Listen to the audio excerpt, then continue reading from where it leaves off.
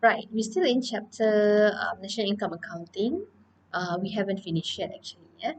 Ada lagi dua subtopic which is the uses of national income and also problem calculating national income.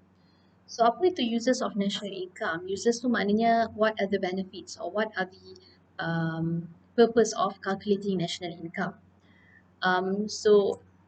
It has several use. The first one is standard of living indicators. So standard of living reflects the individual's welfare, because it shows how much goods and services can be consumed by each individual in a country. It can be measured by GDP per capita. So usually the standard of living might compare,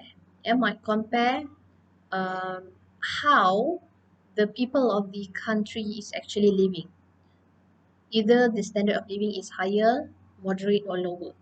So usually, um, the developed country will have higher standard of living, which means the people can afford to buy goods and services easily. But for those who live in third world country ataupun low developed country, standard of living will be low. So sebab tu kita kata biasanya kalau kita nak compare GDP antara satu negara dengan negara yang lain, kita boleh compare sekali. Kenapa kita nak tahu national income dan GDP itu? Kerana kita nak compare macam mana kehidupan orang di dalam negara itu.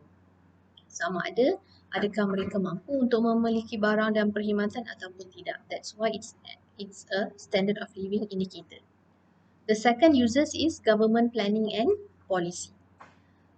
So national income statistics is a very useful tool for the government to formulate their economic planning. The available statistic of national income can guide the policymakers in planning for the future.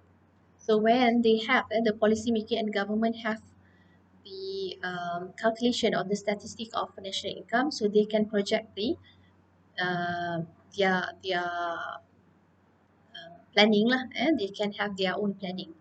Kalau economy is not doing good, contohnya dari tahun lepas dengan tahun ini, pendapatan negara berkurangan, then they can do suitable measures to increase or to infuse back the economy.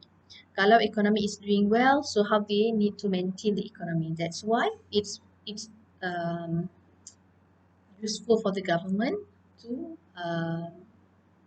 find ataupun to kita panggil tu apa, to plan for the policy lah, for planning and policy. Yang ketiga, sectoral contribution. Okay, what is sectoral contribution? So kita dah belajar kan, kita ada primary sector, secondary sector and tertiary sector. So when we have the calculation of this national income, so especially in the last approach itulah yang kita belajar, bukan last approach, product approach, the second approach yang kita belajar untuk calculate national income ni. So kita compare sector by sector, primary, secondary, tertiary. So kita boleh tahu which sector which contribute the most to the income in the country. Jadi kita akan tahulah, okay, so tahun ni tertiary sector which is services yang contribute the most GDP in the country. Jadi kita akan macam mana kita nak improve lagi, macam mana kita nak improve other sector pula untuk meningkat lagi. Itu contohnya. Dan terakhir sekali, international comparison. So one of the purpose of measuring national income is to make international comparison of people's living standards or real income.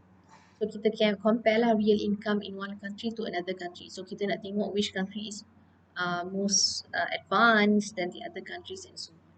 So that is the uses of national income accounting. So next kita tengok problem of measuring national income.